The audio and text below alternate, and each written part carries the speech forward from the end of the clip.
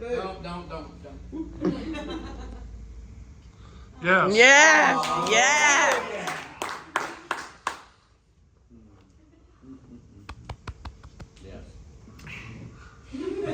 Got the meat.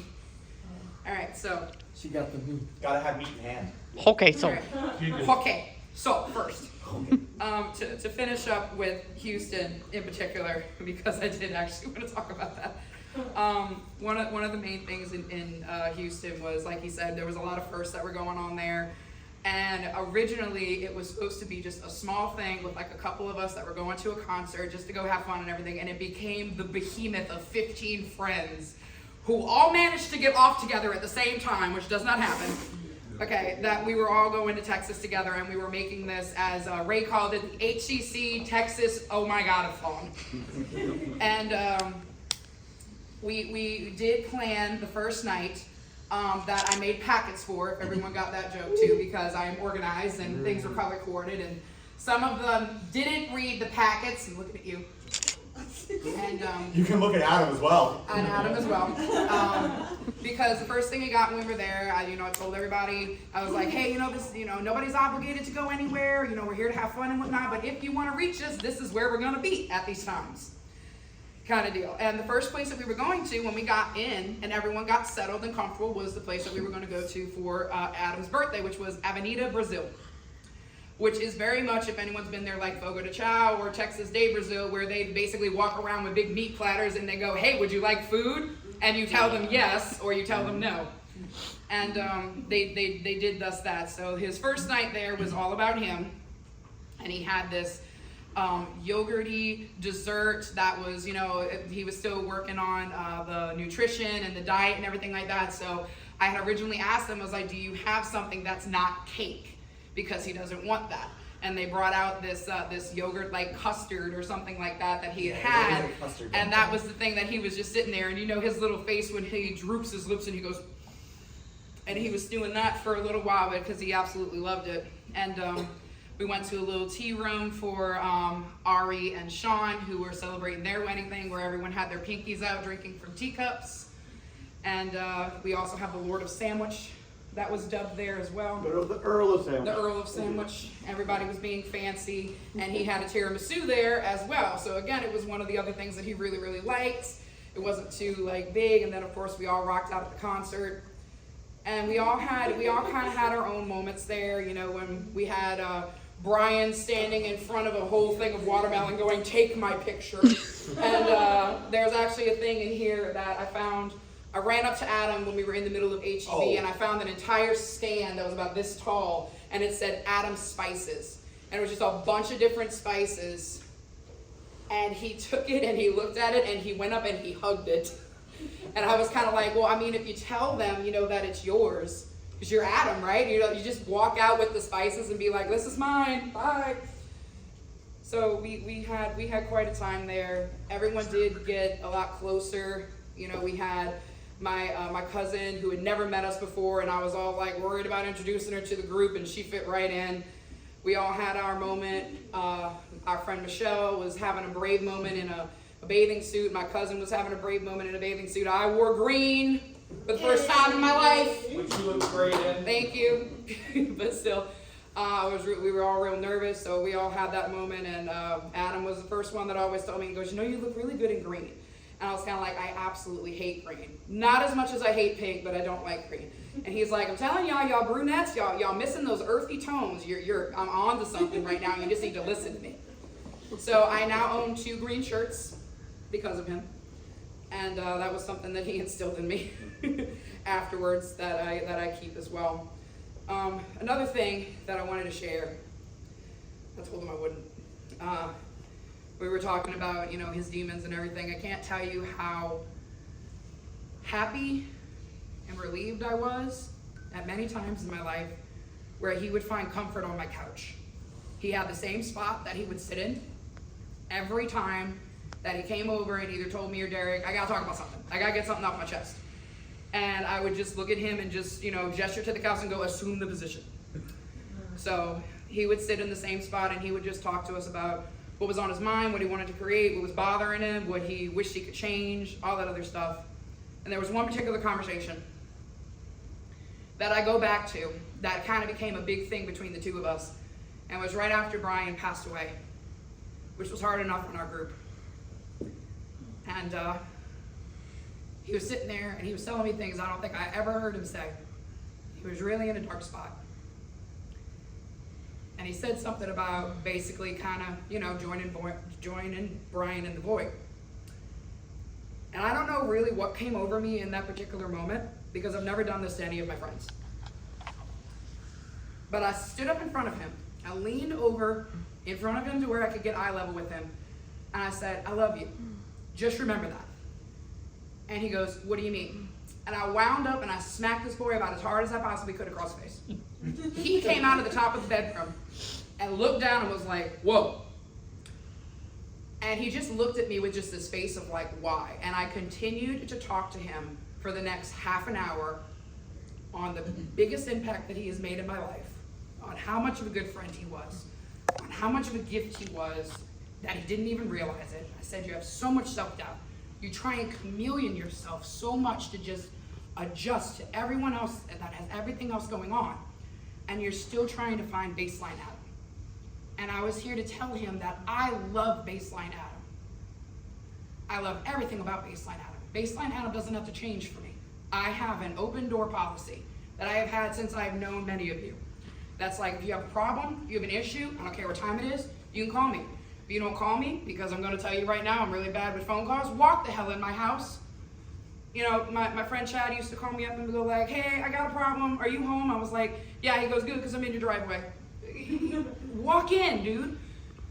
And Adam took that to heart, because I still look for him in my house. That's so full of memories. Everywhere I turn. In my kitchen, outside on the grill, at my table, in my living room. I still see him walking in the house with his laundry basket, with his aviators on, and that same damn Dunder Mifflin shirt, going like, hey guys, I was in the area and I have laundry. You wanna play a game? It became routine. And he very easily, for the last 8 to 10 years that we knew each other, became part of our everyday routine. Where if we didn't see him, something was wrong. And even when something was wrong, he would tell me to, I text him, because we were big into texting. That's my form of communication. And I text him not like, hey, I haven't heard from you, or hey, or any of this. I would just kind of be like, you alive? Question mark. And he'd come back and he'd say, I'm good. I think I'm coming out of whatever my head's spinning. And I said, cool, you want to talk about it? He goes, I was just getting ready to ask you that.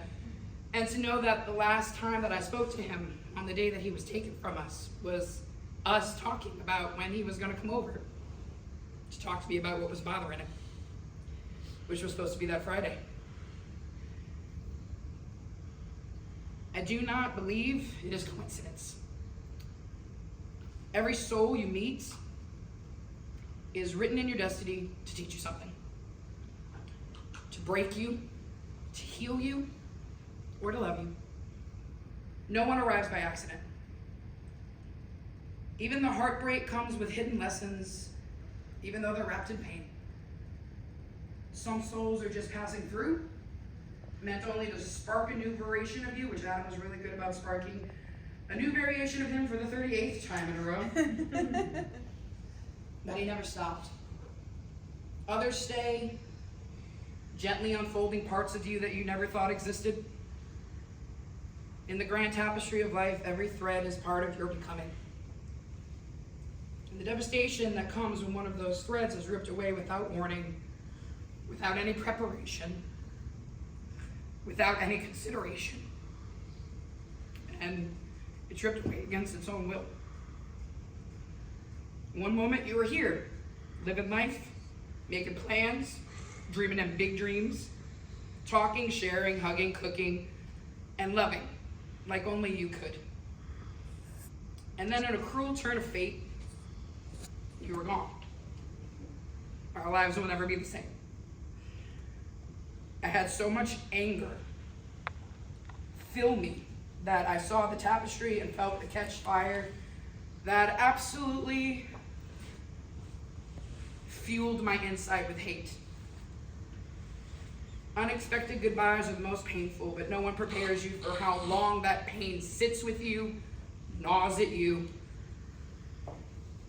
especially over something you never imagined would take place to someone you know damn well it should have never happened to. When you gained your wings, I was holding your hand, and I cannot express to you how grateful I was to have been there. It is an image that I will never get out of my head. And I don't wish it on anyone to see someone we love in that state. But I was happy to be there. All my heart could think was, why you? There are so many bad people in this damn world. Why did our best friend have to be taken? And taken, as Ray says. No one gave you permission. It was not granted, therefore it is invalid, and you shall be returned immediately. Only it worked like that, right? Adam was not just a best friend, he was a brother. He was a force in our lives. And his presence was soothing. His sarcasm made everyone laugh, and I mean a laugh that you felt in your damn guts half the time you couldn't breathe. And his giving nature was unmatched by anyone's. His desire for purpose was profound. He always felt like he needed to do something with his life and that he needed to be more, and he never thought he was enough, even though we constantly reminded him that he was more than enough.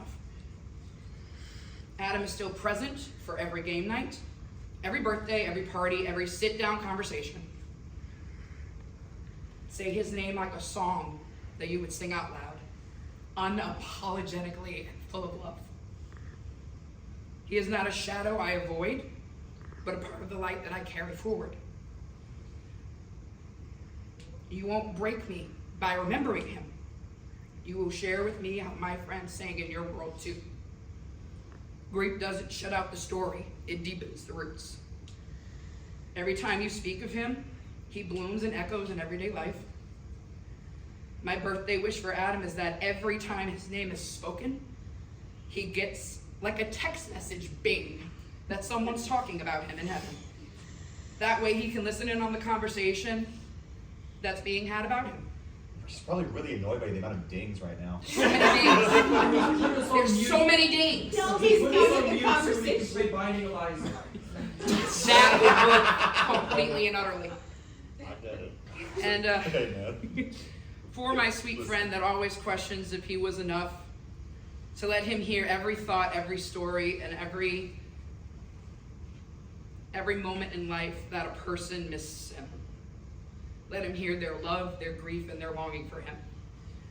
Know that even death will not tear you and Brian away from us. You deserve to be remembered, and you deserve to be missed as much. So today we celebrate you. Happy birthday to our Lord of the Chill, our King of the Meats, our Mrs. Nesbitt, and to our Adam. Birthdays have always been a core memory for me since I was a child. Every person on their day deserves to be celebrated. And I've met people over the span of times that don't want to be celebrated. They're like, I don't want all the attention, I just want something small. And that's their prerogative. But in my house, even if it's small, you can celebrate it. So this event, where we celebrate him and his first heavenly birthday, I knew would be the hardest because he's not here. I've been nervous all day about if he'd like the decorations, if he'd like what we were doing. And I had so much doubt go through my head since he left us of whether I was doing the right thing, making him proud as a friend, or if I was fucking up. And I think it's pretty good to say that since we came out of our front and we're a little bit more active in talking about him and remembering him, I think he's crying just as much as we are in the notes that we're saying all of this. and that he will respond in pictures, in the light through my window, and every time I hear 365 come on the goddamn radio. Because it's on repeat most of the time. Every time. Every time. The singing I hold in my heart very much, especially since Like a Stone was always his staple.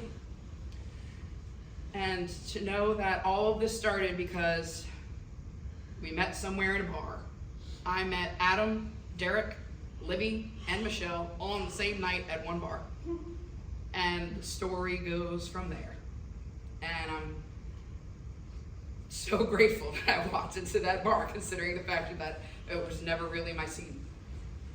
Me neither. Right?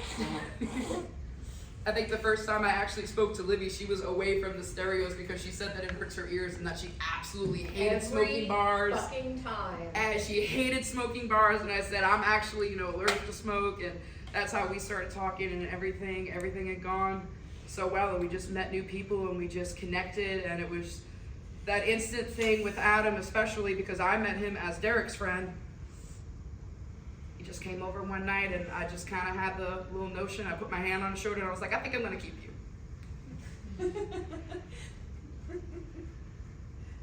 I thought that we would have him for a lifetime, but we had him for his entire lifetime.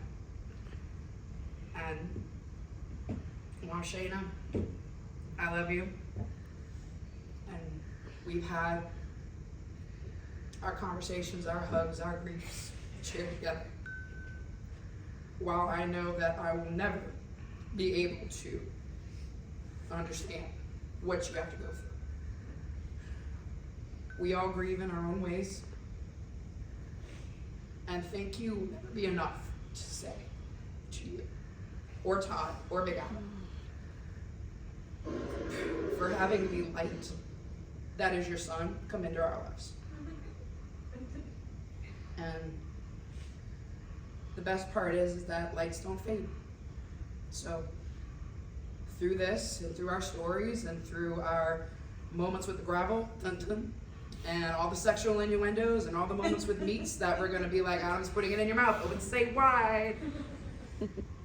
He will live on, he will be here, and he is in this room right now, listening to all of us, rolling his eyes at us for crying, but inside crying himself. I love all of you. I'm keeping all of you. Nobody else leaves.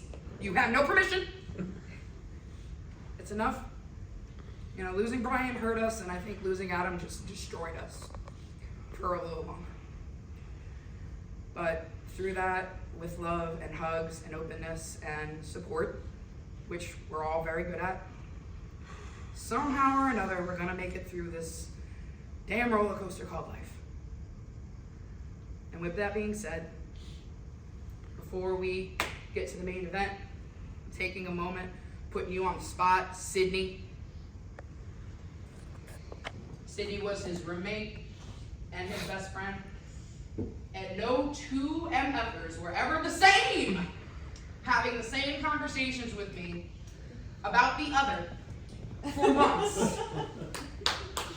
And I could not joke with you enough when I say, my guy, just go talk to him. My guy, just go talk to him. But it was just always hilarious to me that they would always come to me to talk about each other about the exact same thing. And knowing that Sydney took the time, preparation, to make sure that Adam's brisket lives again on his cutting board with his own knife, with his own recipe. Thank you. Thank you so much, Sydney. Thank you.